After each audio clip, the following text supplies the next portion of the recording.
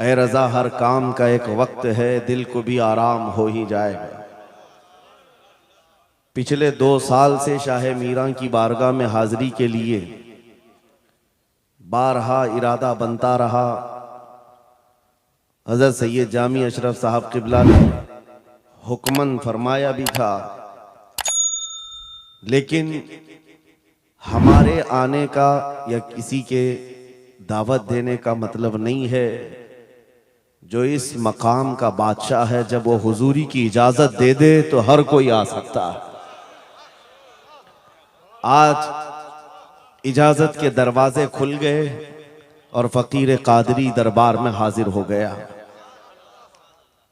अजीज़ान गिरामी, जिस अजीम आस्ताने पर हम बैठे हुए हैं, उस कुतुबुल अक़ताब की औलाद में से है जिसकी मिंबर बनी गर्दने औलिया। उस कदम की करामत पे लाखों सलाम। जो वली कब्ल हुए या बाद हुए, सब अदब रखते हैं दिल में मेरे आका तेरा। सारे अक़ताब जहां करते हैं काबे का तवाफ, काबा करता है तवाफ दरे वाला तेरा। उस सैयदी गौसुल वरा के अजीम जानशीन के दरबार में हम हाजिर हैं। मुझे चंदा यहाँ के हालात बताने की ज़रूरत नहीं। मुरीदीन का ये सिलसिला देखकर, इस मैदान में बैठे हुए इस जम्मे गफ़ीर को देखकर एक अजीब सी कैफियत तारी है। काश मैं बहुत पहले ही यहाँ आ गया होता। वजह यह है मेरे अजीज़ों, खंबात एक छोटे से कस्बे का नाम है या एक छोटे से गांव का नाम है, और जहाँ तक हमें सुनने में आया कि एक जंगल था, यहाँ पर कोई आबादी नहीं थी, लेकिन एक आले रसूल के कदम यहाँ पर आए हैं। गौसे पाक का साहबजादा यहाँ आराम कर रहा है, लेकिन उसकी खिदमत के लिए भी जिसको चुना गया वो भी आले गौस है, वो भी आले रसूल है। एक बात मैं आपको बताता हूँ, बहुत सारे लोगों को ऐसा लगता है, मुझे स्टेज पर चढ़ते हुए देखते हैं, उतरते हुए देखते हैं, बस इतना ही जाहिर बहुतों को यूट्यूब पे दिखता है, तो बड़ा आसान लगता है कि यहाँ स्टेज पे चढ़ते हैं बड़ी इज्जतों के साथ, उतरते भी हैं बड़ी इज्जतों के साथ, लेकिन इस मिंबर पर आने तक के लिए जो हमारा सफर होता है वो कोई नहीं जानता। कभी कभार 25 घंटे, कभी कभार 36 घंटे का सफर। मैं ये मिसाल इसलिए दे रहा हूं, इस सजे हुए संवरे हुए माहौल को देखकर कुछ लोगों के दिमाग में ये बात आती है, हजरत रईस अशरफ साहब को पका पकाया हुआ हलवा मिल गया। ये जंगल को मंगल बनाने में कई साल बीत गए, हजारों साल नरगिस अपनी बेनूरी पे रोती रही। बड़ी मुश्किल से होता है चमन में दीदावर पैदा। आज बदगुमानी करने वालों की एक अलग कतार है। उन लोगों को ऐसा लगता है कि माहौल जम गया है और इनको पका पकाया हुआ मिला है। अरे नादानो, सफर करो, तुम्हें पता चलेगा 40 साल का सफर क्या होता है। नारे तकबीर, नारे रिसालत, उर्से सरकार शाहे मीरा, हमारी ताकत, हमारी हिम्मत। अरे किसी कस्बे से, किसी देहात से कोई एक छोटे खानदान का तालिब इल्म आकर के बस गया होता तो समझ में आती बात कि घर बार कुछ नहीं है, खाने पीने की कमी थी, निकल गया था। लेकिन ये उस खानदान से आया हुआ शहजादा है जहां अकाबिर वक्त अपनी ताज जूतियों में रखने पर फख्र महसूस करते हैं। मखदूम अशरफ समनानी किसी छुपे हुए शहजादे का नाम नहीं है, हिंदुस्तान की मांग का नाम है। मांग ना हो तो कोई खूबसूरती नहीं है। महबूबे सिमनानी, शाह सिमना, उस आस्ताने का ये शहजादा सैयद अशरफ, रईस अशरफ। आपको ऐसा लग रहा होगा कि इनकी फजीलत में मैं बयान करने के लिए खड़ा हूं। आमतौर पर मेरी आदत नहीं है, लेकिन मैं हकीकत बोलने का हमेशा आदी हूं। उसकी वजह भी है। अभी नाजिम इजलास आपसे कह रहे थे, नाजिम इजलास ये बात कह रहे थे, ये किस तरह से निडर होकर के ये बात बोलते हैं, मेरी बात नहीं है। आप मुंबई चल करके देखें, ये मोइनुल मशाइख जिस वक्त चाहे जिस मामले पर चाहे खुल करके बोलते हैं। या अगर मैं बोलता हूं, बात सिर्फ इतनी है मेरे अजीजों, हक बोलने के लिए खून साफ होना चाहिए और माँ बाप अच्छे होने चाहिए। नारे तकबीर, नारे रिसालत, उर्से सरकार शाहे मीरा, मुहाफिज़े नामूसे रिसालत। हलाल खून हो और माँ बाप सही नस्ब के हो। हक बोलने में डर किस बात का है, खौफ किस बात का है? मैं बात इसलिए कह रहा हूं, कोई अगर किसी देहात से किसी जगह से निकल करके आया हुआ होता, हालात का मारा हुआ होता और आकर के किसी जंगल में कोई घर बनाने की कोशिश कर रहा होता, तो तुम ये कहते बांग्लादेश से आया है बेचारा, बर्मा से आया हुआ है बेचारा, ये उस आस्थाने से आया है जहां वक्त के बादशाह भी अपनी निस्बत पर फख्र करते हैं। शाह सिमना का सैयद रईस अशरफ को क्या कमी थी? क्या माँ बाप कमजोर थे? क्या खानदान कमजोर था? क्या उनके पास नसब की कमी थी या दौलत की कमी थी? कुछ न हो करके अगर सब छोड़कर एक जंगल में आकर आबाद होता है, यह आले रसूल की शान है, यह आले रसूल की शान है। इसलिए मैं आपको बिला मुबालगा ये बात कह रहा हूं। मुझे फख्र है इस बात के लिए क्योंकि मेरे बाप ने बचपन से हमें 3 चीजें सिखाई है जो रसूल पाक की हदीस है। मेरे आका ने फरमाया, अल्लिमू औलादकुम सलासा खिसाल, हुब्ब नबीयिकुम व हुब्ब अहली बैतिही व तिलावतल कुरआन। मेरे आका ने फरमाया, अपने बच्चों को 3 बातें सिखा करके जाना। नंबर 1, अपने नबी की मोहब्बत सिखाओ। नंबर 2, नबी की अहले बैत की मोहब्बत सिखाओ। और नंबर 3, कुरान पाक सिखा कर जाओ। हमें बचपन से हमारे माँ बाप ने ये तालीम दी है, इसीलिए आप इस चीज को महसूस करें। मेरे लिए जो सरमाया आखिरत है, जिसको मैं समझता हूं, यही वो मिंबर है जहां मेरे इधर भी उधर भी वो सादात बैठे होते हैं जो करंट से ज्यादा मुझे पावर दिया करते हैं। आज आपको क्या लगता है मेरे बाजुओं में जो ताकत नजर आती है, एक ही वजह है, मेरे बाप ने अहले बैत के कदमों में बैठना सिखाया है, उनका एहतराम सिखाया है। और मुझे इस बात पर नाज है, हजारों कोशिशें कर ली दुनिया ने मुझे झुकाने की, मुझे झुकने नहीं देता धर्म जहरा के बच्चों। नारे तकबीर, नारे तकबीर, नारे रिसालत, नारे हैदरी। अल्लामा मुफ्ती सलमान आसारी, अल्लामा मुफ्ती सलमान आसारी और से सरकार शाहे मीरा। लब्बैक लब्बैक लब्बैक या रसूल अल्लाह, लब्बैक लब्बैक या रसूल अल्लाह, लब्बैक लब्बैक लब्बैक या रसूल अल्लाह। मैं उन चीटरों से कहना चाहता हूं जो अपने जमात में बैठकर गद्दारी करते हो, अगर तुम्हें अहले बैत के चेहरों पर भी निफाक है, इनकी मोहब्बत में तुम्हारे अंदर बुग़्ज़ है, तो फिर अपनी आखिरत का सोचो, अपनी आखिरत का सोचो। किसके पास जाओगे, किसके पास जाओगे? आपको पता है उमर इब्ने खत्ताब व अमीरुल मोमिनीन, जिसके रौब से कैसर और किसरा कांपते थे, हजारों नहीं लाखों का लश्कर एक नाम से थर्राता था, लेकिन वही वक्त का खलीफा अमीरुल मोमिनीन उमर इब्ने खत्ताब जिस वक्त मिंबर पर खड़े होकर मस्जिद नबवी में खिताब कर रहा है, रसूलुल्लाह का बेटा, हम गरीबों का गमगुसार हुसैन आजम तशरीफ लाते हैं। मस्जिद में आकर मिंबर पर देखा और कहा, मेरे बाप के मिंबर से उतर जाओ, अपने बाप के मिंबर पर जाओ।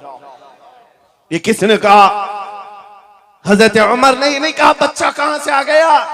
हुजूर के इंतकाल के बाद अहले बैत का सिलसिला खत्म हुआ, फौरन वक्त का खलीफा उतर आता है, अमीरुल मोमिनीन मिंबर से नीचे आ गए, घुटने जमीन पर रखा, घुटने जमीन पर रखा और कहा, शहजादे आपने बिल्कुल सच कहा, ये मिंबर आपके बाप का है, यह आपके नाना का है, मेरे बाप का कोई मिंबर नहीं।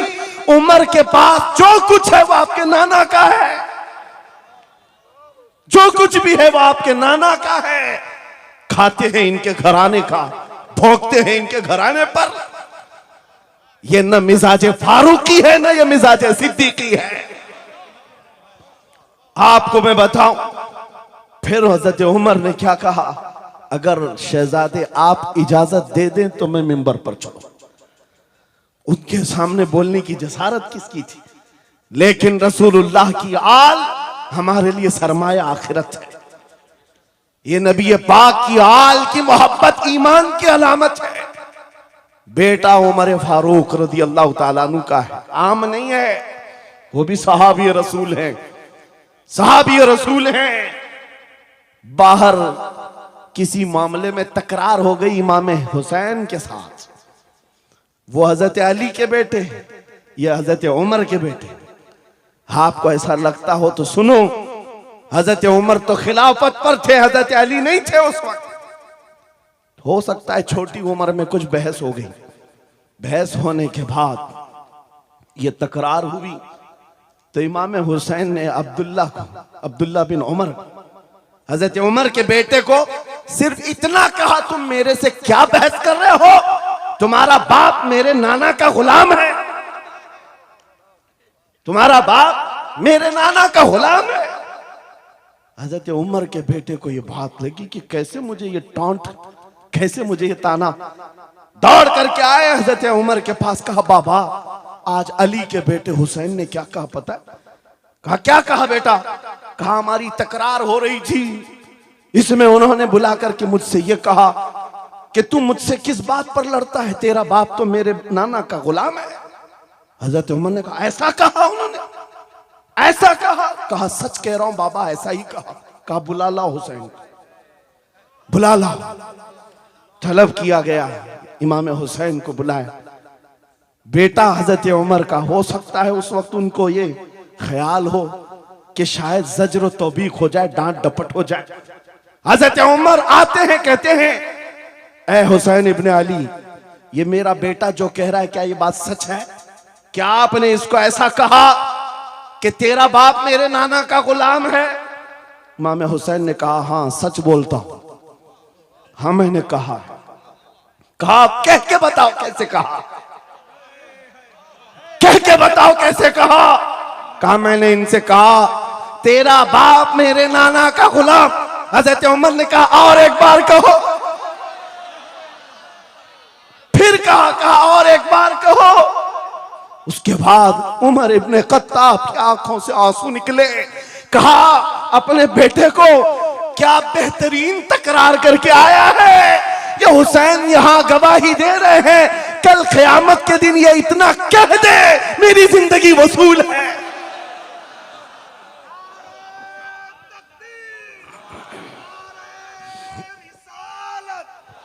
हुब्बे आले मोहम्मद, हुब्बे आले मोहम्मद, नारे तकबीर, नारे रिसालत।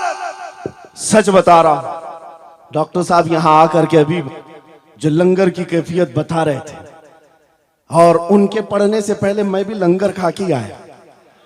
आपको एक सच्ची बात बता रहा हूं, शाह मीरा के सामने मिंबर पर बैठा हूं, मुझे आखिरी वक्त तक ये ख्याल नहीं हो रहा था कि मैं किस बात पर बात करूं, मैं बयान किस चीज पे करूं।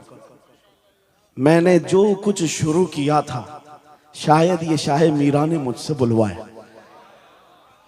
अब सुनो, जो कुरान पाक की मैंने आयत पढ़ी, रब ने फरमाया वअतसिमू बिहब्लिल्लाहि जमीआ, ऐ लोगों सब के सब अल्लाह की रस्सी को मजबूती से पकड़ो। अल्लाह की रस्सी क्या है? क्या ये आसमान से नीचे लटकती है? कोई रस्सी है जिसको पकड़ना है? मुफस्सिरीन से पूछो, कुरान की तफसीर करने वाले कहते हैं अल्लाह की रस्सी मुहम्मदुर रसूलुल्लाह है और उनकी अहले बैत है। उनके अहले बैत को अल्लाह की रस्सी कहा गया है। सबके सब मिलकर के अगर इस रस्सी को पकड़ ले, मेरे अजीजों, ये इख्तिलाफात, ये इंतशारात, ये जिस कदर आज हमारे दरमियान तफर्रुकात शायद नहीं होते। हमारा मरकज, हमारा मावा, हमारा मलजा एक ही है। इस मिंबर ने आज लोगों को ये सिखाने की कोशिश की है, तुम जिस तरह मशरब और सिलसिलों में बट करके ये समझते हो कि मेरा खित्ता अलग है, इसका खित्ता अलग है, मेरे अजीजों, ये एक पूरा सिलसिला है, 700 साल पुराना सिलसिला, 700 साल पुराना सिलसिला। मगर इस मिंबर पर बैठ करके इश्क मोहब्बत के नारे लगवा रहे हैं। वजह यह नहीं है कि यहां की कोई पब्लिसिटी है, बल्कि ये बताना है इसलिए कि अहले बैत ही ये जानते हैं, जो हमारे नाना की कदर करेगा हम जिंदगी भर उसकी कदर करेंगे। आपको क्या लगता है आला हजरत का नाम, उनके मसलक का नाम रोटी सेकने के लिए लिया जाता है? मेरे अजीजों, आला हजरत का नाम, मसलक आला हजरत का नाम इसलिए लिया जाता है, डाल दी कल्ब में अजमत मुस्तफा सैयदी आला हजरत पे लाखों सलाम। नारे तकबीर, नारे रिसालत, इश्क मोहब्बत, इश्क मोहब्बत, इश्क मोहब्बत, इश्क मोहब्बत, उर्से सरकार शाहे मीरा। मुझे मेरे मुर्शिद गिरामी हुजूर ताजुश शरिया रहमतुल्लाह ताला अलैह एक बात कह करके मिस्र भेजे थे। जाने के वक्त कहा था, नाम की कोशिश मत करना, हुजूर का काम करना। और उन्होंने ये शेर पढ़ करके कहा था, आखिरी महफिल थी उस वक्त, मेरी तालिब इल्मी की जमाने की बात कर रहा था, ये पढ़ करके बयान किया था, आला हजरत को देखना। उन्होंने ये खुद कहा है, बेनिशानों का निशान मिटता नहीं, मिटते मिटते नाम हो ही जाएगा। आला हजरत उस सिक्के राइजुल वक्त का नाम है, जिसने हर दिल पर राज किया, हर खानकाह पर राज किया है। मेरा एक जुमला मैं अक्सर मजमों में कहता हूं, अक्सर तकरीरों में कहता हूं, एक बात समझ करके चलो शाह मीरा के उर्स में आने वालों, मेरा एक फार्मूला सुनना है। अगर इज्जत चाहते हो, वकार चाहते हो, ये जुमला याद करो, उनकी बात करो, हर दिल पे राज करो। बस रसूलुल्लाह की बात करो, हर दिल पे राज करो। आज हमारी जो इज्जत है मेरे अजीजों, ये खानका है अशरफिया और यहां खानका है शाह मीरा है, जिनके सामने मैं खड़ा हूं। लेकिन आपको मैं बताऊं, मैं अपनी किस्मत पर फख्र करता हूं। यही वक्त होगा, कल की रात में मारना मुतहरा में मौजूद था, वहां सादात किराम के सामने, अजीजा ने गिराम, ये अहले बैत अतहार के इन तमाम मिंबरों का सफर करते करते हमें एक पावर मिलता है, ताकत मिलती है। और आला हजरत का वो मिशन समझ में आता है कि आला हजरत ने रसूलुल्लाह के दरबार की नौकरी की थी। मेरे आका की दरबार की नौकरी का सदका अल्लाह ने उन्हें ऐसे अता किया है। मैंने मिस्र जाकर देखा है, अफ्रीका में देखा है, अमेरिका वगैरह हम गए नहीं, लेकिन जानते हैं जहां कहीं उर्दू बोलने वाला हो, बल्कि मैं तो अरबी दान लोगों को सुनाऊं। मिस्र की सरजमीन पर हर जुमा एक जगह मौलूद शरीफ हुआ करती थी, हम हिंदुस्तानी तलबा वहां जाते थे। मिस्र के रहने वाले उस्ताद हैं, जब महफिल मीलाद खत्म होती कहते हैं हिंदुस्तानी तलबा को, खड़े हो जाओ, वो पढ़ो मुस्तफा जाने रहमत पे लाखों सलाम। हम आपके सामने आज ये बात कह रहे हैं, ऐ सुन्नियों, हम तो दूसरों को बुला भी नहीं रहे, हम तो तुम्हारे इत्तेहाद की बात कर रहे हैं। लेकिन इत्तेहाद का नुक्ता एक है, जब तक तुम एक एक छोटे खूंटे को पकड़े रहोगे, हर कोई तुम्हारे साथ उलझता रहेगा। उस अजीम दरख्त को पकड़ लो जिसकी जड़ें तहतुस सरा में है, जिसकी शाखें औजे सुरैया पर है, और वो मोहम्मदुर रसूलुल्लाह की जात। उस नाम को मजबूती से पकड़ो, जिसको इकबाल ने क्या बेहतरीन अंदाज में बताया, आबरूए मां जनामे मुस्तफास्त, हम सबकी इज्जत आबरू मुस्तफा के नाम से। अगर ये बात पर इत्तेफाक हो जाए सारी चीजें भूल जाओगे, सारी चीजें भूल जाओगे। मेरे अजीजों, आज मुझे इस बात पर कोई भी आपत्ति नहीं, जरा बराबर भी झिझक नहीं। हो सकता है कुछ लोगों को ऐसा लग रहा हो कि डरे सहमे स्टेज पर आए होंगे, यहाँ पर बड़े बड़े खानकाह अशरफिया के सादात मौजूद हैं, उनसे हम ये बात खुल करके कहते हैं। मेरे अजीजों, हम डरे सहमे स्टेजों पर जाने वालों में से नहीं हैं। जहां जा रहे हैं खुल करके जाते हैं, और ये बात देख करके जाते हैं, जहां मेरे नबी की अजमत बोली जाएगी वहां हम अपनी गर्दनें झुका कर जाएंगे। यहां पर मिशन आला हजरत को तरवीज दिया जा रहा है। आला हजरत का वही तो मिशन था। क्या मिशन था आला हजरत का, जो आपने अपनी जिंदगी भर दिया है? अपने दिल का है उन्हीं से आराम, सौंपे हैं उन्हीं को सबका। लौ लगी है कि उस दर के गुलाम चारे दर्द रजा करते हैं। आला हज़रत फाजिल बरेलवी का वो मिशन यहां से दिया जा रहा है। मैं यहां से एक मजबूत मैसेज देना चाहता हूं। हमारे सारे सिलसिले ये हमारी अजमत के लिए, हमारी जीनत के लिए, लेकिन सारे सिलसिलों की इंतहा मदीना तैयबा है। सारे सिलसिलों की इंतहा मदीना तैयबा है।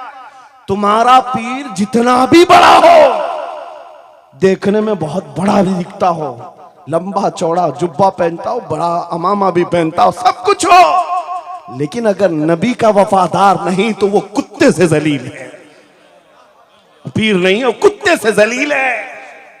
और अगर तुम्हारा पीर पैबंद लगे, कपड़े उलझे भाल में है, लेकिन उसके सामने बैठो तो नबी की याद आने लगे, ये सिलसिला हक्का की अलामत है। हुजूर पाक सल्लल्लाहु तआला अलैहि वसल्लम हमारा महवर है, मेयार है। तुम जहां कहीं जाकर के आओ, घूम करके आओ, इस बात पर तुम्हें आज जमा होना चाहिए, इस बात पर जमा होना चाहिए। हुजूर पाक सल्लल्लाहु अलैहि वसल्लम की अज़मत बोलो, हर दिल पर राज करो। आज सदियां बीत गई, एक कलाम सबको याद है। अभी मैं आपको बताऊं, 2 साल पहले किस कुत्ते ने क्या भौंका हुजूर की शान में, लोग भूल गए। हो सकता है, और भूलना भी चाहिए, याद रखने की चीज ही नहीं। आपको तो थोड़ा बहुत याद होगा, दिल्ली से भौंकता था, कोई लखनऊ से भौंकता था, नबी की शान में गुस्ताखी करता था। ये तो तुम्हारे जमाने की बात कह रहा हूं, 2 साल में भूल गए। लेकिन 1400 साल पहले आशिक रसूल ने कहा था, वह अहसनु मिन कलम तरक़त आइनी व अजमलु मिन कलम तलिदिन निसाउ खुलिक़त मुबर्रअन मिन कुल्लि आइबिन कअन्नका क़द खुलिक़त कमा तशाउ। हस्सान बिन साबित रसूलुल्लाह के सहाबी हैं, हुजूर को देखकर कहा था, आपसे ज्यादा हसीन मेरी आंखों ने देखा नहीं, आपसे ज्यादा खूबसूरत किसी माँ ने जना नहीं। ये कलाम आज भी गूंजता है, हर एक को पता है। पता ये चला, नबी की अजमत बोलने वाला हमेशा जिंदा रहता है, और भौंकने वाला मौसम के कीड़ों की तरह गायब होता है, खत्म हो जाता है। इसलिए कौन सी जिंदगी चाहिए, देख लो। आपके सामने मिसालें हैं, इसलिए मैं जिक्र करता हूं, वरना मैं अपने ये मुकद्दस स्टेज गलीज लोगों के जिक्र से नापाक भी नहीं करना चाहता, किसी के नाम लेकर के, वरना डर की बात नहीं, डर से नहीं। आपको पता है, एक राफजी कुत्ता दीन बदल कर निकला था लखनऊ से, धर्म परिवर्तन और मीडिया की सुर्खियां बटोरने के लिए, हॉट कुर्सी पर जाकर बैठकर, ये सब प्रोपेगेंडा है। उनको ये लगता था कि खलबली मच जाएगी 30 करोड़ मुसलमानों। अरे बड़ा आदमी दीन छोड़कर चला गया, मुसलमानों से हट करके दूसरे धर्म में चला गया, नाम भी बदल लिया, धर्म भी बदल लिया, सब छूट गया और गया। 6 महीने तक धोतियों के नीचे उनका फुजला चाटता रहा, और उसके बाद पता चला कि पुजारियों ने किक मारकर निकाल दिया, खत्म हो गया। 6 महीने के बाद आकर एक गुफे में बैठकर वीडियो बनाने लगा, मुख्यमंत्री जी, प्रधानमंत्री जी, मेरे जान को बचा लो। 6 महीने में ही तुम्हारा ये हशर हो गया। धोबी का कुत्ता, ना घर का ना घाट का। 100 साल पहले आला हजरत ने ये फरमाया था या रसूल अल्लाह, जो तेरे दर से यार फिरते हैं, दर बदर यूं ही खार फिरते हैं। नारे तकबीर, नारे रिसालत, अज़मत मुस्तफा, लब्बैक लब्बैक लब्बैक या रसूल अल्लाह, लब्बैक लब्बैक लब्बैक या रसूल अल्लाह। बस ये दौलत तुम्हारे अंदर आ जाए, जब मिंबरों के करीब हो जाओ, जब कभी मसाजिद या खानकाहों के करीब हो जाओ, औलिया कामिलीन का अदब अपनी जगह पर वो असल नहीं है, असल वो रसूलुल्लाह की जात। मौलाना रोम फरमाते हैं, मौलाना जलालुद्दीन रूमी औलिया के बारे में कहते हैं कि कुछ लोग ये समझ बैठते हैं कि औलिया हमारे पीराने इज़ाम, मेरे अजीजों ये जरिया है नबी तक पहुंचाने का, और अगर कोई पीर तुमको रसूलुल्लाह तक नहीं पहुंचा रहा है तो फिर वो 2 नंबर वाला है, वो हुजूर की अजमत नहीं बताता, हुजूर तक नहीं ले जाता, वो 2 नंबर का है, झूठा है। मौलाना रोम फरमाते हैं, शीशे पर कभी दिन के वक्त सूरज की रोशनी पड़ती है, और शीशे को तुम जिधर घुमाओ सामने भी रोशनी पड़ती। बचपन में हम करते थे, छोटा सा शीशा लेते, सूरज को दिखाते और उस पर रोशनी आती है, जिधर भी करो इधर उधर रोशनी जाती रहती है। मौलाना जलालुद्दीन फरमाते हैं, वो जो जमीन पर इधर उधर रोशनी घूम रही है वो शीशे की रोशनी नहीं है, धोखा मत खाना, ये सूरज की रोशनी है। सूरज की रोशनी शीशे पर पड़ी और ये शीशा जिधर घूमा उधर रोशनी। इसलिए याद रखना, पूरी जमीन पर जितने औलिया कामिलीन हैं ये शीशे के मानिंद हैं, इनके दिलों पर जो रोशनी पड़ती है वो मदीना तैयबा गुंबद खजरा से आती है,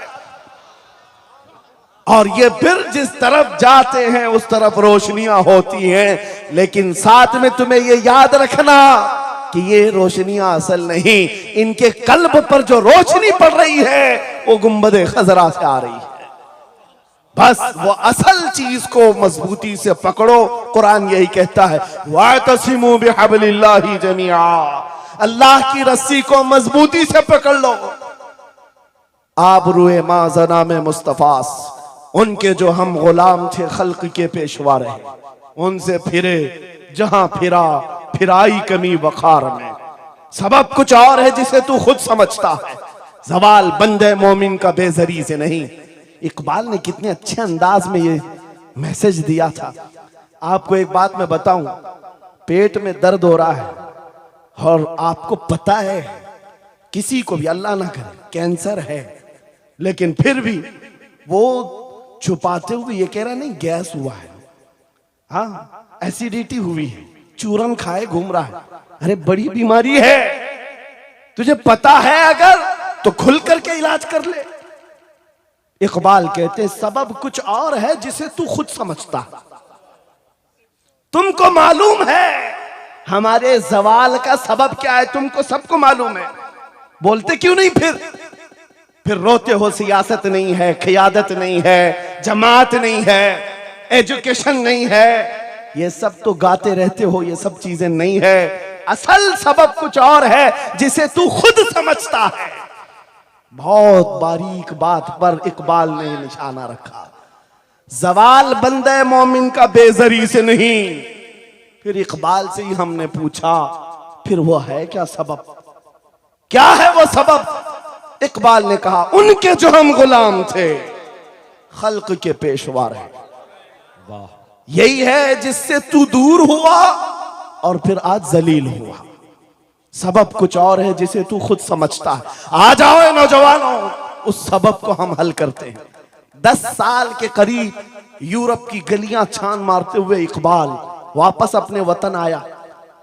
वहां के यूरोपियन को देखा, उनके साइंस, उनके रियाजी, उनके फिजिक्स, उनके ज्योग्राफी, सब चीजों को देखा और कहता है मैं तो ढूंढ रहा था मेरी कौम की इज्जत कहां है, मेरी कौम की बुलंदी कहां है।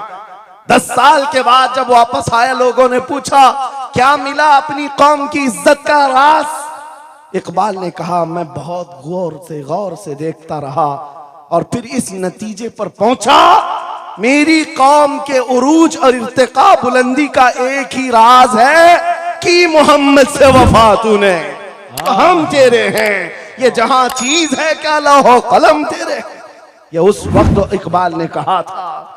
और फिर मेरे अजीजों, इस बात को आज मैं दोहरा रहा हूं, एक बात अभी भी मैं नाउम्मीद नहीं हूं, सुन्नियों की ये कसरत, और जब आप तुम्हारे जोशो जज्बे, ये नात खानी जो है ये कोई हमारे यहाँ एक फॉर्मेलिटी नहीं है, इन नातों से तुम्हारे दिलों को इतना गर्म किया जाता है आपको खुद अंदाजा नहीं होता। सुभान अल्लाह, आपको अंदाजा नहीं है।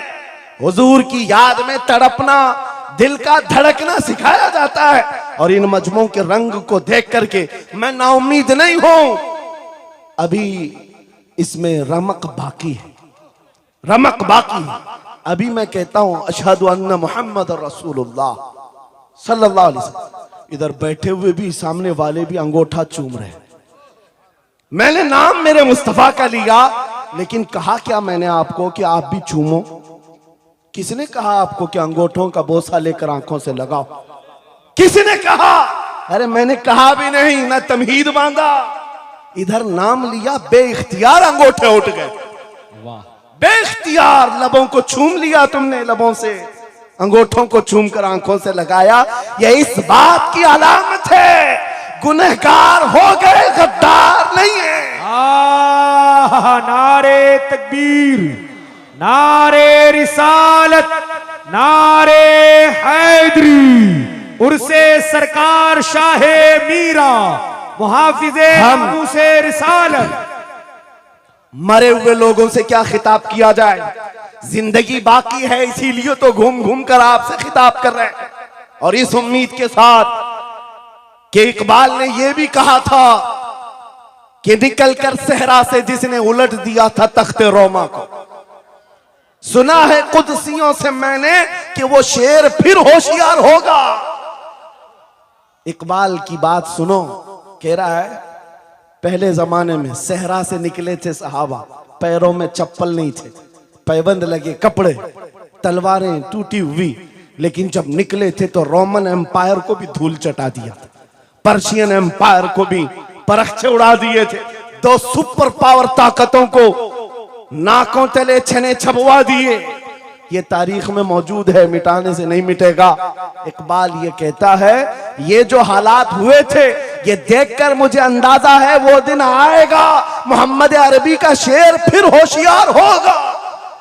हम वो होशियार करना चाहते हैं। ये नहीं कि मैं कहता कि हम हैं, ये हैं, वो हैं। खुदा किसी भी दिन, किसी भी जमात में, किसी भी इलाके में एक दिन सलाहुद्दीन को जरूर पैदा करेगा और फिर वो आएगा, इनकलाब लाएगा। हम ना उम्मीद नहीं है खुदा की रहमत से, बार बार आपको जगा रहे हैं। और जब तक ये दौलत मोहब्बत मुस्तफा मौजूद है, मेरा ये यकीन है कि हमें हजारों ताकतें मिलकर के मिटा नहीं सकेंगे, नहीं मिटा सकेंगे। ये दौलत लासवाल तुम्हारे पास मौजूद है। आप नहीं देखते आज हालात बड़े खराब हैं। डॉक्टर साहब हमारे मेहमान हैं, लेकिन आपको पता है यहां के हालात इनके ही पड़ोसी, बल्कि इनकी बिरादरी के लोग जो नात खां हैं, मशहूर नात खां, हमसे पूछ रहे थे कि मौलाना आप जो है कुफार और मुशरिकीन के नरगे में हैं और वहां पर आप इस तरह से बोलते हैं, कैसे बोलते हैं? मैंने उस वक्त बगदाद मुकद्दसा में उनसे अर्ज किया था, क्यों दबे जिस पे हिमायत का हो पंजा तेरा, क्यों दबे जिस पे हिमायत का हो पंजा तेरा, शेर को खतरे में लाता नहीं कुत्ता तेरा। हाँ हम तादाद में कम हैं, हम तादाद में कम हैं और बड़े हालात के मारे हुए हैं, लेकिन हमें अपनी तारीख याद है। बदर में भी तादाद कम थी, उहद में भी तादाद कम थी और सबसे बड़ी तादाद तो करबला में कम थी, लेकिन फतह का झंडा आज भी करबला वालों का ही लहरा रहा है। सुभान अल्लाह। तादाद माने नहीं रखती, कभी मत जाना इन सब मामलात पर। आज जो ढकोसले पैदा किए जाते, तुम्हें मुर्दा किया जा रहा है। कुछ मत बोलो, हालात बड़े खराब हैं। इनसे पूछो तुम्हारे बाप दादा के जमाने में हालात अच्छे थे? वो भी कहेंगे हालात उस वक्त भी खराब थे, उस वक्त भी खराब थे। हरे सुबह अजल की बात कर रहा हूं। इस्लाम का सूरज तुलू हुआ कि मक्का के हालात खराब ही थे, मदीने हुजूर हिजरत करके गए, हालात खराब ही थे। मैं आपको बताऊं, मेरी फिक्र करने वाले उलमा, बड़े बड़े सादा बहुत दुआ करते हैं, लेकिन साथ में ये भी कहते हैं थोड़ा सा एहतियात से। क्या आपका होना यहां कौम के लिए जरूरी? इफादा इस्तिफादा लोगों का चलता रहेगा, फायदा होता रहे। मैं एक बात कहता हूं, मैं तो बहुत छोटा सा, बल्कि मैं कोई घास के लायक भी नहीं। इमाम हुसैन का होना कितना जरूरी था। सहाबा कराम के जमाने में अहले बैत का वो सबसे बड़ा चेहरा इमाम हुसैन का होना जरूरी था कि नहीं था? उस वक्त भी ये कहा था सहाबा ने, मक्का से जब करबला जा रहा था ये काफिला, हाथ जोड़कर कहा था मौला हुसैन मत जाए, आप रसूलुल्लाह की निशानी है, आप मत जाए, आपसे खल्के खुदा को फायदा होगा। मेरे अजीजों, मैं ये बात आज कहता हूं, हमारी कोई वकात नहीं, हमारी कोई हैसियत नहीं जो ये समझता है अपनी कुटिया बचाने के लिए कि हमारे होने के बाद बहुतों का फायदा होगा। अरे इमाम हुसैन के होने से कितना फायदा होता, मगर उस हुसैन आजम ने ये नहीं देखा, बल्कि निकल करके उस मैदान में निहत्ते बच्चों के साथ चले आए थे और गर्दन भी कटा दी। ये समरा आज तक देखने को मिलता है। इस्लाम जिंदा होता है हर करबला के बाद। सुभान अल्लाह। इमाम हुसैन ने अजीम उस रुखसत पर नहीं अमल किया था, अजीमत का रास्ता इख्तियार किया, चले आए। उस वक्त भी सहाबा ने उनसे कहा था आपका होना बहुत जरूरी है, लेकिन इमाम हुसैन की नजर में यह बात थी रह लेंगे चंद साल, लेकिन लोगों के दिलों में जो नर्वसपन होगा, शरीयत की धज्जियां उड़ती हुई देख करके बड़े बड़े लोग खामोश हैं, तो आइंदा आने वाली नस्लें भी इसी तरह कंप्रोमाइज करती हुई चली जाएंगी। मेरे अजीजों, मैं आज खुल करके बताता हूं, मेरी पुष्ट पनाही करने के लिए बड़े बड़े उलमा मौजूद है, एक भी हुकूमत का कुत्ता नहीं है और ना ही जरूरत है। जब कभी पहली मर्तबा मैं तन्हा खड़ा था मुंबई की सरजमीन पर, हुजूर मोइनुल मशाइख मेरे साथ, अल्लाह सुभान अल्लाह।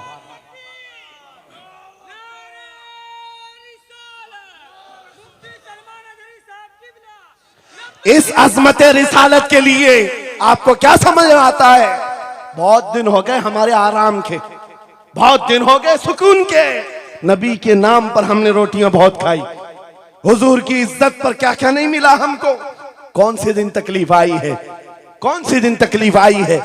ये अहले बैत को देख रहे हो, आपको पता है वो बाबुल हवाइज इमाम मूसा काजिम, अहले बैत के इस बड़े इमाम की बात कर रहा हूं जो इमाम जाफर सादिक के बेटे हैं, लेकिन 7 साल तक वक्त के जालिम तागूती ताकतों ने जेल में रखा, जहर देकर के खत्म किया है।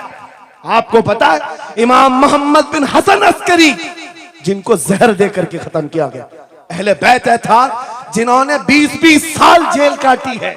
रसूलुल्लाह के शहजादे थे वो, रसूलुल्लाह की आल थे, आज तो लाखों में है, उस वक्त तो नबी के शहजादे चुनिंदा थे, पूरी दुनिया के वो मरकज थे, लेकिन जेलों में 20-20 साल गुजारे, किसी को 10 साल, किसी को 12 साल, किसी को 20 साल।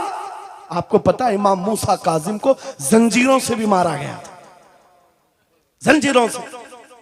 आप अपने बाप को मार खाता हुआ देख करके नहीं बर्दाश्त कर पाते, हमारे वो अजीम इमामों की बात कर रहा हूं जिन्होंने मेरे नबी की शरीयत की दिफा के लिए जेलों की जिंदगी, हत्ता के रिवायत ये बताती है मौला इमाम मूसा काजिम का जनाजा भी जेल से निकला। मेरे अजीजों, ये सब क्या बातें सिर्फ बयान करने के लिए रह गई? उलमाए ज़वील एहतराम इस मनसब को हाथ समझेंगे। आज ज्यादा से ज्यादा यही होगा। इसी किछोछा मुकद्दसा के एक बुजुर्ग थे जो मेरे बहुत बड़े आइडियल है, सैयद मुजफ्फर हुसैन कछोछे। आजादी के मौके पर बड़ी मुसीबतें उठाई हैं और इनको पकड़ करके एक शहजादा है कि छोचा मुकद्दसा का आस्थाना और जेल में डाल दिया गया था। आपको पता है कि छोचा के उस शहजादे ने एक जवाब दिया था जो मेरा फेवरेट शेर है, पसंदीदा शेर है। आपने कहा था मुजफ्फर को मुकैयद ना समझ ऐ सय्याद, मेरी असीरी भी सुन्नत आबाई है। माशाअल्लाह, मेरी असीरी भी सुन्नत आबाई है। मुजफ्फर को मुकैयद मत समझ ऐ सय्याद। आपको पता है ये तारीख है हमारी, लेकिन सब की सब तारीख इसलिए दोहरा रहा हूं कि हमारी इज्जत उसी में मौजूद है, वहीं पर है। वापस आ जाओ उधर ही। अपनी कुटिया बचाकर, अपनी दुकान बचाकर ज्यादा दिन नहीं जी पाओगे। हुजूर के नाम का दिफा करो, सुबह क़यामत तक मौला नाम जिंदा रखेगा। सुभान अल्लाह। हाँ, अपनी हिफाजत के लिए बहुत सारे लोग हैं, अपनी अपनी फिक्र करने वाले। नबी की इज्जत और नामूस पर पहरा देने वालों की तारीख मिटाई नहीं जाती।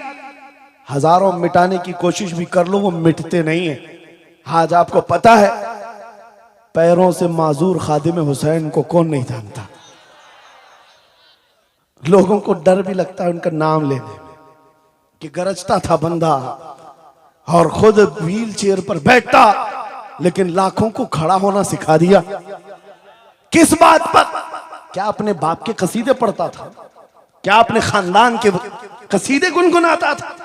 एक ही बात, रसूलुल्लाह की अजमत पर बात, हुजूर की इज्जत पर बात करो तो फिर पता चलता है 8 साल के बच्चे से लेकर 80 साल के बूढ़े के दिल में भी अल्लाह खुद मोहब्बत डालता है। वाह, सुभान अल्लाह, खुद मोहब्बत डालता है।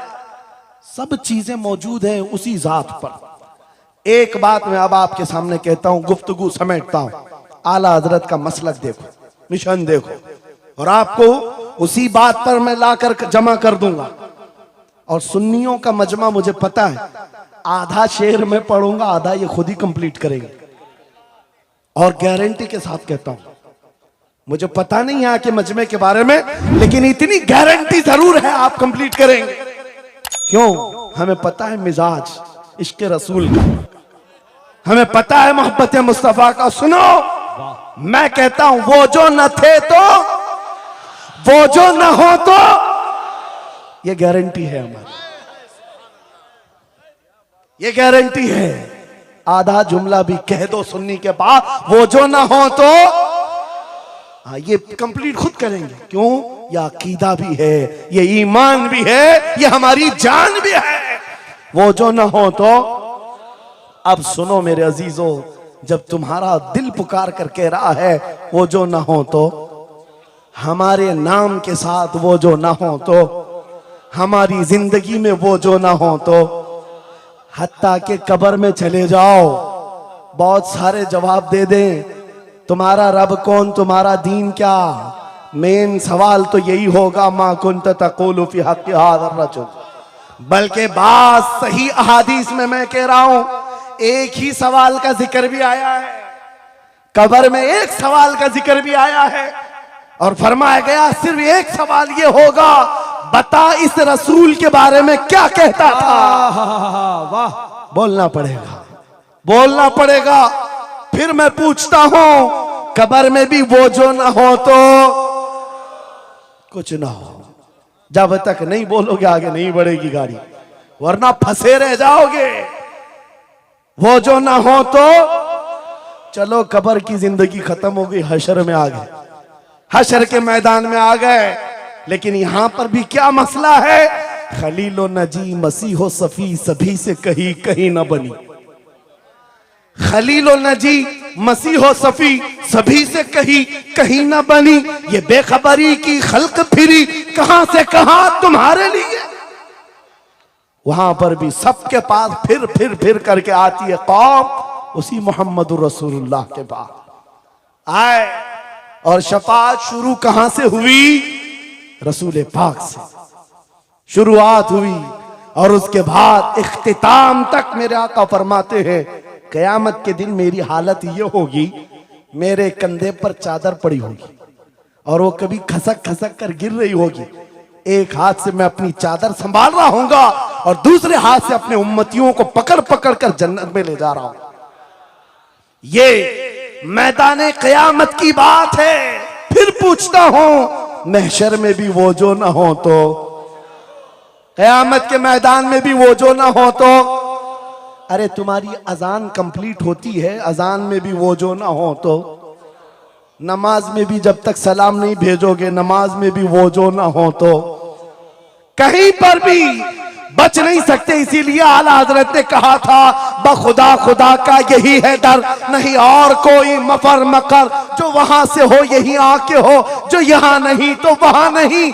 जब तुम्हें समझ में आ गया वो जो ना हो तो कुछ ना हो, वो जो ना हो तो, वो जो ना हो तो, जब तुम्हारा यकीन है, अब सुनो बरेली का इमाम क्या कहता है, ऐ सुन्नी जवान आज ले उनकी पनाह, आज मदद मांग उनसे, आज ले उनकी पनाह, आज मदद मांग उनसे, कल न मानेंगे कयामत में अगर मान गया। आज आना है तुम्हें वहीं पर। मेरी गुफ्तगू का खुलासा यही है, मेरी गुफ्तगू का लुब्बे लुबाब यही है। आ जाओ उस कदम पर जहां से बिलाल हबशी को काबे की छत पर पहुंचाया गया। आ जाओ उस कदम पर जहां पहुंचने के बाद खत्ताब का बेटा अमीरुल मोमिनीन उमर इब्ने खत्ताब बना। हजरत उमर खुद कहते हैं, मेरी हैसियत इतनी थी, मैं खत्ताब का बेटा, बचपन में 2 बकरियां मुझसे नहीं संभलती, लेकिन एक वक्त आया हजरत उमर 36 लाख स्क्वायर किलोमीटर पर तनहा हुकूमत करते थे। मिस्र, इराक, यमन, शाम, फिलिस्तीन, ये आज का सऊदी अरब हजरत उमर की निगरानी में था। हजरत उमर कहते हैं, आज इतने बड़े खित्ते पर उमर की निगरानी है, इसलिए नहीं कि खत्ताब का बेटा उमर है, इसलिए कि मोहम्मद अरबी का गुलाम उमर है।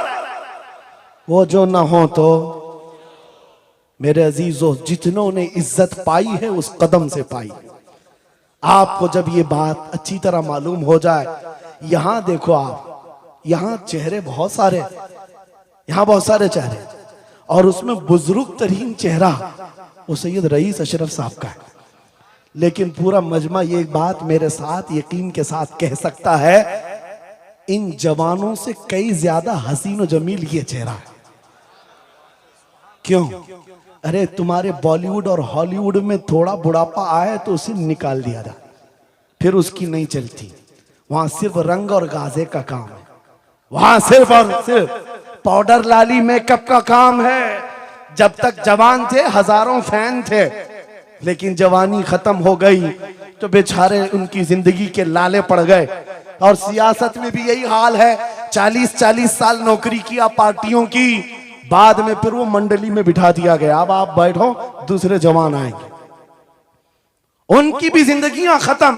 लेकिन एक बात है, नबी पाक का जो गुलाम होता है वो 80 साल का भी हो जाए, उसके अंदर ना पुरानापन आता है ना बुढ़ापा आता है। सुभान अल्लाह। इज्जत वैसी ही बरकरार है, खूबसूरती वैसी ही है, 80 साल का हो कि 90 साल का हो। अरे 75 साल की उम्र में हमने हुजूर ताजुश शरिया को देखा, और जिन आंखों ने उन्हें देखा होगा वह इस बात की गवाही देते हैं, 1,00,000 खूबसूरत जवानों को एक तरफ रखो और एक तरफ ताजुश शरिया, और देखने वाले की निगाहों को टटोल कर देखना, वो 1,00,000 की तरफ नहीं, इस 75 साला उस अजीम हुस्न को देखने में मां होगा जो हुस्न पाउडर और लाली का नहीं है, इश्क मुस्तफा से मिला हुआ।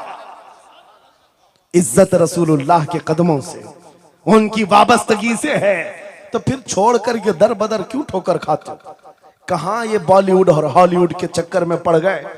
कहां तुम टिकटॉक पर मुजरे करने लग गए? कहां तुम गाने में अपनी जिंदगियां बर्बाद करके अपने दिल में निफाक पैदा करने लग गए? अरे ताश के पत्ते, जुए के अड्डे, शराब की बोतलें, ये तुम्हारी शान नहीं, ये तुम्हारे लिए ज़ेब नहीं देखता। और एक बात याद रखो, तुम जिन इलाकों में रहते हो बहुत सारे दूसरों को देखते हो, वो नाच रहे हैं तो हमको भी नाचना चाहिए। वो ऐसा कर रहे हैं तो हमको भी ऐसा करना चाहिए। शेरों को कुत्तों को कभी देखना नहीं चाहिए। जो शेर है वो अपनी बिरादरी को देखता रहे, कुत्ते को देखता रहेगा तो फिर अपना शेरपन भी भूल जाएगा। इसलिए याद रखो, तुम खैरे उम्मत हो, तुम्हारा लक़ब कुरान में आया है। तुम नचनियों को मत देखो, शराबियों को मत देखो, जुआरियों को मत देखो, वो गाने पे कैसे थिरकते हैं, वो कैसे नाचते हैं, ये तुम्हारा मतलब नहीं है। तुमको अगर देखना है, खालिद बिन वलीद को देखो, सलाहुद्दीन अय्यूबी को देखो, शिहाबुद्दीन गौरी को देखो, औरंगजेब को बार बार देखो, बार बार देखो।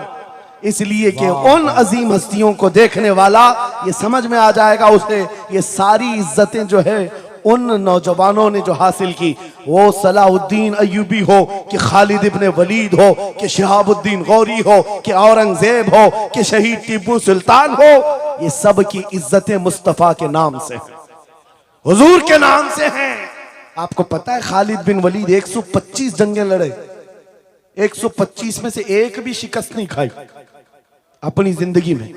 उनकी तलवार का वजन 35 किलो का है और ढाल का वजन 40 किलो का है, और उनके पूरे जिस्म में एक बालिश्त जगह भी बाकी नहीं जहां जख्म न लगा। जंगे मौता में एक ही जंग में 9 तलवारें टूटी, पीछे कदम कभी नहीं हटा। एक जंग में ऐसा हुआ था कि 2 काफिर सर पर आ गए थे और अमामा गिर गया था, गर्दन पर तलवार थी, कट जाती, तलवार की तरफ नहीं देखा, अमामा उठाने के लिए चल पड़े, उठा लिया, फिर सर पर रखा, उन काफिरों की तलवारें नीचे रह गई। हैरत में पूछा कि ये शहसवार है इस्लाम का, सिपह सालार है, और ऐसी बड़ी गलती छोटा सिपाही भी नहीं कर सकता। जब तलवार गर्दन पर हो तो ये टोपी और अमामा उठाएगा। सामने के पहलवानों ने पूछा, ऐसी बड़ी गलती हमने छोटे फौजी से भी नहीं देखा, तुम तो सिपह सालार हो, ऐसी गलती कैसे कर सकते हो? खालिद बिन वलीद का जवाब, यही मेरा मकसद है। फरमाया, तुम क्या समझते हो खालिद बिन वलीद अपने बाजुओं की ताकत से लड़ता है? हरगिज नहीं। इस अमामे में मेरे रसूल पाक के 3 मुँह मुबारक हैं। माशाअल्लाह। मेरा यकीन है जब तक ये सर पर होते हैं मुझे ताकत देते हैं। नारे तकबीर, नारे रिसालत, अज़मते सहाबा। अजीज़ान गिरामी वक़ार, बस आ जाओ इस नुक्ते पर, जिंदगी पूरी टटोल कर देखना, हर बड़े किरदार की तुम्हें एक ही उन्सुर नजर आएगा, जिसने नबी पाक पर जितना अपनी फिदायत का इजहार किया, मौला ने उसको उतना ही बुलंद किया, उतना बुलंद किया है। अरे बीमारी के आलम में लकवा, फालिज, ये बहुत अजीब खतरनाक बीमारी, हाथ भी नहीं उठता, पैर भी नहीं उठता, इलाज भी नहीं होता। लेकिन ऐसी बीमारी में भी अस्कंदरिया की सरजमीन से शरफुद्दीन बूसीरी ने पुकारा था, मुहम्मदुन सय्यिदुल कौनैनि वस्सक़लैन वल फरीक़ैनि मिन अरब व मिन अजमी, मौलाया सल्लि व सल्लिम दाइमन अबदा अला हबीबिका खैरिल खल्क़ि कुल्लिहिम। 170 अशार लिखकर अपने नबी की बारगाह में अपनी मोहब्बत का इजहार किया था। जानते हो, नबी आए भी और अपना हाथ फेर करके लकवा और फालिद से सही भी किया और चादर भी इनायत किया। लेकिन जिस वजह से मैं ये बात कर रहा हूं, आज पूरी दुनिया में घुमाओ, अफ्रीकी हो कि अमरीकी हो कि हिंदी हो कि पाकिस्तानी हो, लेकिन एक कसीदा सबको याद है, मौलाया सल्ली व सल्लिम दाइमन अबदा अला हबीबिका खैरिल खल्क़ि कुल्लिहिम। मैंने बहुत तहकीक करके देखा, शरफुद्दीन बूसीरी का ये कसीदा अक्सर को समझ में नहीं आता, लेकिन गुनगुनाता हर कोई है, पढ़ता हर कोई है। पता ये चला कमाल बूसीरी का नहीं है, जो नबी की अजमत बोलता है मौला उसे सलामत रखता है, सुभान अल्लाह, जिंदा रखता है। आला हजरत जिंदगी भर मेरे नबी का नाम लेते रहे, आज मजमों में उनका नारा है, हमारे मजमे उनके नारे के बगैर कंप्लीट भी नहीं होते। हम में से कौन देखा हुआ है आला हजरत? कोई नहीं देखा हुआ है, लेकिन हुजूर के इश्क की बुनियाद पर हर जगह ये चर्चा है। इसीलिए मेरे अजीजों, आओ खिराज अकीदत पेश करते हैं उस बारगाह मुस्तफा में, और इस बात का अज़्म करके चलेंगे, ये तमाम इख्तिलाफात हटा दो, खत्म कर दो। एक चीज पर जमा हो जाते हैं, जो चीज रसूलुल्लाह ने सहाबा में डाली थी। हजरत बिलाल हबशी को सुना है, जानते हैं ना? हबशी थे, काले थे, चौड़े होंठ वाले, चौड़ी नाक वाले जो हबशी होते हैं उनको हबशी कहा जाता है। हजरत बिलाल हबशी थे और एक साहबी हजरत अबू जर, इन दोनों के दरमियान झगड़ा हो गया, छोटा सा झगड़ा। झगड़े के दरमियान हजरत अबू जर ने सिर्फ इतना कहा, या उम्मत सौदा, या इब्न उम्मत सौदा, ऐ काली मां के बेटे। हजरत बिलाल को इतना कहा, काली मां के बेटे। हजरत बिलाल को यह बात लग गई और दिल में ये बात रखा और हुजूर की बारगाह में आकर कहा, या रसूल अल्लाह, दिल दुखता है। कहा क्यों? अबू जर ने आज कहा, ऐ काली मां के बेटे। हुजूर जलाल में आए, मस्जिद में आए, मिंबर पर आए, कहा बुलाओ अबू जर। आए और हुजूर पाक सल्लल्लाहु अलैहि वसल्लम ने डायरेक्ट जो फरमाए, हदीस के अल्फाज हैं, अफीकल जाहिलिया, क्या अभी भी तुम्हारे अंदर जमाने जहालत की बुराइयां हैं? 3 बार कहा और उसके बाद हुजूर गजबनाक होकर जैसे ही अंदर गए, हजरत अबू जर तड़पने लग गए, बेकरारी। दौड़ करके आए, हजरत बिलाल का हाथ पकड़ा, कहां है बिलाल? हजरत बिलाल मिल गए तो हाथ पकड़ करके ले आए। मैं किस लिए कह रहा हूं, कान खोल के सुन। छोटी छोटी बातों पर मशाइख से उलझ जाते हो, बड़े बड़ों को आज बदतमीजी के साथ बात करते हो। साहबा में हुजूर ने जो मोहब्बत डाली थी किस बुनियाद पर? हजरत बिलाल का हाथ पकड़कर हजरत अबू जर ले आए मस्जिद में, कहा हो बिलाल, गलती हो गई, मैंने तुमको इब्न उम्मी सौदा कहा, काली मां का बेटा कहा। हजरत बिलाल कहते वो बात हो गई, खत्म हो गई। कहा नहीं, खत्म नहीं हुई, मेरे नबी नाराज हैं, आका नाराज हैं। फिर क्या किया? हजरत बिलाल ने कहा मैंने माफ कर दी। हजरत अबू जर कहते हैं ऐसे नहीं, ऐसे नहीं। हजरत अबू जर नीचे जमीन पर सो गए। कहा बिलाल, तुम अपना ये काला पांव, इसका तलवा मेरे चेहरे पर रगड़ो, चेहरे पर रगड़ो, ताकि मुझे एहसास हो कि मैंने किससे उलझा है, किससे उलझा है। अपने आप को नीचे लिटा दिया। कहा बिलाल, अपना पांव मेरे चेहरे पर रखो, एहसास जब हो जाए नबी के गुलामों। हजरत बिलाल कंधे पकड़कर उठाते हैं। कहा अबू जर क्या कर रहे हो? मेरा पांव तुम्हारे चेहरे पर, अल्लाह कभी ना करे। आओ सीने से सीना मिलो, मैं जिसका गुलाम हूं उसके तुम भी गुलाम हो। सुभान अल्लाह। यह उनकी इज्जतें थी।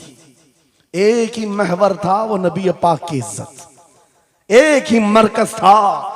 काश वो चीज अगर आज आ जाए, ये सब भूल जाएंगे इख्तिलाफात। असल बात ये, जिहालत इतनी भरी हुई है, ये छोटे छोटे तबकों में बट करके पता नहीं किसको किसको कोसते रह जाते हैं। अरे जिसको बोलना हो उसको बोलने से पहले इतना तो सोचो, नबी की बात करता है, हुजूर का गुलाम है, आशिक रसूल है। लेकिन एक बात, तुम खराबियां छोटी सी भी पा लेते हो तो चर्चा करते हो, इतना चर्चा करते हो। क्या ये फरिश्ते हैं? हर एक से गलतियां हैं, हर एक की गलतियां हैं। जितना चर्चा एक गलती को लेकर करते हो, कसम खुदा की बताओ, अपने दिल पर हाथ रखकर उसकी एक अच्छाई मिले तो क्या इतना चर्चा करते हो? क्यों नहीं करते? इसका मतलब है दिल बीमार है तुम्हारा, जाती हसद है, जिसको लेकर किसी को टॉन्ट करते हो, किसी को तानाजनी करते हो। सोशल मीडिया इस पर भरा पड़ा हुआ है, नए नए मुफत्तिन इस तरह के मुनाजिर आए हुए हैं। फितना अंगेज लोग, वो अपने दिलों का इलाज करें, वरना मुनाफिकत आ जाएगी, मुनाफिकों में शुमार होगा। अरे तुम्हारी एनर्जी गुस्ताखाने रसूल के लिए रखो, आशिकाने रसूल के लिए नहीं। जितनी ताकत लगाना है उन कुत्तों के खिलाफ लगाओ जो नबी पर भौंकते हैं और जो जिंदगी भर नबी की अजमत की नौकरी करते हैं। तुम्हारी जुबानें उनके लिए खुलती हैं। कैसा आलमिया है, कैसा आलमिया है। जिंदगी भर नबी की नात पढ़ने वाले को एक कूड़ा करकट जमा करने वाला सब्जी बेचने वाले के सामने खड़े होकर अपना ईमान साबित करना पड़ रहा है। बड़े बड़े मशाइख को आज सर्टिफिकेट दिखाना पड़ रहा है, मैं भी मोमिन हूं, मैं भी मोमिन हूं। और किसके सामने? गली कूचों पर, नुक्कड़ पर बैठ करके मुनाजरे करने वालों पर, जिनके ईमान का कोई ठिकाना नहीं। लेकिन मैं आपको कहता हूं, इन गद्दारों से अपने आप को बचाओ। नबी की अजमत जिसके पास देखो, सारे इख्तिलाफात भूल जाओ, उसकी इज्जत करो, बेशक उसकी इज्जत करो। इसलिए कि कल क़यामत के दिन तुम्हें जब खड़ा होना है शफाअत के लिए, तुम भी उसी नबी को पुकारोगे, वो भी उसी नबी को पुकारे। लेकिन एक बात सुन करके जाओ, मेरे आका ने फरमाया मेरा उम्मती, ये नहीं कहा मेरी अहले बैत, अहले बैत का मकाम बहुत बुलंद है। फरमाया मेरा उम्मती दूसरे उम्मती से लड़ पड़ा, और उसके बाद फिर दोनों में एक ने कहा कि मुझे एहसास हो गया, माफ कर दो, और दूसरे ने कहा नहीं माफ करता। हुजूर फरमाते हैं कल क़यामत के दिन वो मेरी शफाअत के करीब ना आए, अल्लाहु अकबर, वो मेरी शफाअत के करीब ना आए। नबी को कितना एहसास है तुम्हें जोड़ कर रखने का, तुम्हारे इत्तिहाद का। हुजूर पाक ने 3 दुआएं की थी मस्जिद इजाबा के पास, एक दुआ नहीं पहुंची जिसमें वो यही दुआ थी कि अल्लाह मेरी उम्मत को इख्तिलाफात से बचा। ये इम्तिहान है उम्मत का, लेकिन नबी को सबसे ज्यादा इस बात का शौक था कि मेरी उम्मत मुत्तहिद रहे। ऐसा शौक नबी पाक का कि सहाबा को तकरार करते हुए देखना पसंद नहीं करते, सफों में दरार पसंद नहीं करते। आपको पता है हुजूर उस वक्त तक रकात नहीं बांधते जब तक सफें पूरी दुरुस्त नहीं करते। ये इत्तिहाद ही की तो बात थी, दिल से दिल जोड़ना, कंधों से कंधा जोड़ना। और आज हमारा हाल ये हो गया, इत्तिहाद की बात करो तो हम सुलह कुल्ली हो गए। मैं तो अहले सुन्नत व जमात आशिकाने मुस्तफा की बात कर रहा हूं। अरे छोड़ो उन खबीसों को, अपना इत्तिहाद तो कर लो, बहुत उम्दा, अपना इत्तिहाद कर लो। तुम्हारा हर बुजुर्ग पर इत्तिहाद है, गौस पाक तुम्हारे, गरीब नवाज तुम्हारे, मखदूम सिमना तुम्हारे, महबूब इलाही तुम्हारे, लेकिन इनके सब मानने वाले सब अलग। क्यों?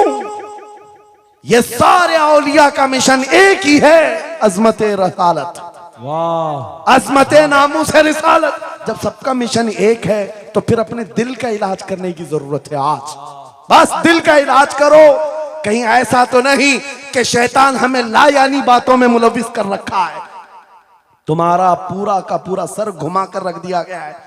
जिन चीजों में तुम्हें अपनी एनर्जी खर्च करनी थी, शैतान कहीं और लगा दिया। इसीलिए कुत्ते खुल करके मैदान में आने लग गए। उनको पता है जिस दिन ये मोहम्मद अरबी के शेर जमा होने लग जाएं तो फिर इनका जीना हराम कर रखेंगे। तुम्हें हजारों इख्तिलाफात में डाल रखा है, और बाज़ाब्ता इसकी प्लानिंग होती है। इस हलके को अलग हर एक में एक फित्तीन भेजा जाता है, जो उसके मुर्शिदों को ये गाली दे, इधर का एक उनके मुर्शिदों को गाली दे, और फिर ये अंगार भड़काए रखे, ये उलझते रहें, उलझते रहें, उलझते रहें। और कुफ्फार और मुशरिकीन अपने नापाक मंसूबों से इस्लाम को गालियां दें, कुरान को गालियां दें, रब को गालियां दें, नबी को गालियां दें। आज ये आलमिया है या नहीं? तुम पीर के खिलाफ बात सुन करके भड़क जाते हो और नबी के खिलाफ बात सुनकर खामोश बैठते हो। कैसा आलमिया आ गया? अगर तुम इस तरह की टुकड़ियों में घेर दिए गए, महसूर हो गए, तो समझ लो कि बर्बादी बहुत करीब है, बहुत करीब है। बगदाद में ये हो चुका है, गरनाता में ये हो चुका है। उलमा को लड़ाया गया था, अलग अलग जमातें बनाई गई थी, बाज़ाब्ता उसमें शिया सुन्नी अलग अलग तबकात बनाए गए। क्योंकि एक बुजुर्ग ने कहा था अपने बेटे को, लकड़ियों का एक गट्ठा दिया बंधा हुआ, बेटे से कहा बेटा इसको खोलना नहीं, तोड़ देना। तोड़ने की कोशिश किया, उसका घुटना फूट गया। उसके बाद वो आया कई घंटों के बाद, कहा बाबा टूटता नहीं। कहा खोल दे रस्सी। रस्सी खोला, गट्ठा था लकड़ियों का। कहा अब तोड़। एक एक को तोड़ा, आधे घंटे में टूट गए। बुजुर्ग ने कहा बेटा मैं ये उम्मत मुस्तफा की मिसाल देना चाहता, अगर ये रस्सी में मजबूत बंधे हो, बड़ी सी बड़ी ताकत इनको तोड़ने आए अपना खुद बर्बाद कर जाएगी। लेकिन अगर तुम खुल गए तो चंद दिनों में कस्तों में सफाया होगा। मुत्तहिद रहोगे तो कहलाओगे मोमिन व गाजी, मुंतशिर होगे तो कस्तों में सफाया होगा। मेरा मैसेज यही है, वातसिमू बिहब्लिल्लाहि जमीआ, अल्लाह की रस्सी को मजबूती से थाम लो, और अल्लाह की रस्सी एक ही है। कितनी अजीब बात है, वो दूसरों के लिए फर्क करना मुश्किल हो जाता है। उनका हवाओं का खुदा अलग है, पानी का अलग है, मिट्टी का अलग है, मरने का अलग है, पैदा होने का अलग है। अरे तुम्हारा सब मिलाकर एक ही है, एक ही है, एक खुदा है जिसके सामने तुम्हें झुकना है। और फिर नबी पाक जो सारे नबियों का सरदार, एक रसूल की मोहब्बत तुम्हारे दिल में बिठाने के लिए कही गई। एक रसूल की मोहब्बत, अगर इस पर हम कामिल हो गए, मेरे अजीजों, कुरान कहता है ला तहीनु वला तहज़नु अंतुमुल आलौन व अंतुमुल आलौन, तुम सबसे बुलंद होगे अगर नबी के गुलाम हो जाओ, अगर नबी के गुलाम हो जाओ। सब मेरी बातों का खुलासा एक ही है। आओ बारगाह मुस्तफा में यह अहद करते हैं और अपनी जिंदगी का मकसद समझ करके आखिर में इस बात पर खत्म करता हूं। यह सूफिया का एक मसलक है, मैं इजाजत लेकर कह रहा हूं, दो जुमले। एक सूफिया के मसलक में मुराकबा होता है। मुराकबा, मुहासबा, मुकाशफा, अलग अलग चीजें हैं। वो मंजिलें तय कराते हैं। औलिया इकराम के सामने जाओ, तस्बीहात अलग हैं, नमाजें अलग हैं, मुजाहिदे अलग हैं, लेकिन उसमें एक चीज है मुराकबा। मुराकबा किसको कहते हैं मैं आपको बताता हूं। गर्दन झुकाकर खामोश बैठ जाना, पढ़ना उड़ना कुछ नहीं, खामोश बैठना है, यह मुराकबा है, खामोश बैठना। हजरत जुनैद बगदादी से पूछा गया, अरे खामोश बैठे तो बंदा खामोश तो नहीं रहेगा, सोचेगा, दिमाग तो चलता ही रहेगा कुछ ना कुछ। क्या सोचे, कुछ तो सोचें आती है, खामोश बैठता है बंदा तो सोचता है। हजरत जुनैद बगदादी ने कहा, हाँ मुराकबा मतलब है पढ़ना तो नहीं है, सोचना तो है। कहा क्या सोचना है? कहा बस एक ही बात बार बार सोचना, मैं क्यों पैदा किया गया, मैं क्यों बनाया गया, क्यों पैदा किया गया, बस इतना ही सोचना है। इस मुराकबे पर हर वली अमल करता रहा। और बताऊं मैं आपको, जब किसी का मुराकबा मुकम्मल हो जाए, तुम भी करके देखना, आज के बाद जाओ बैठ करके 1 घंटा ना सही, आधा घंटा नहीं, 10 मिनट आंखें बंद करके सोचो, मुझे क्यों बनाया गया, मुझे क्यों पैदा किया गया, इस जगह क्यों रखा गया। और जब यह मुराकबा कंप्लीट होता है, एक मंजिल पर बंदा पहुंच जाता है, उसका ज़मीर जवाब देने लगता है कि तू क्यों पैदा हुआ था। उसका दिल खुद ही बोलेगा क्यों पैदा हुआ था। आओ मिसाल बताऊं, जिसका मुराकबा कंप्लीट हुआ। एक मिसाल में मुर्शिद गिरामी हुजूर ताजुश शरिया की बात करता हूं। जब उनका मुराकबा मुकम्मल हुआ होगा, तब दिल जवाब दिया है, जिंदगी ये नहीं किसी की किसी के लिए, जिंदगी है नबी की नबी के लिए। अरे ना समझ मरते हैं जिंदगी के लिए, जीना मरना है सब कुछ नबी के लिए। सुभान अल्लाह।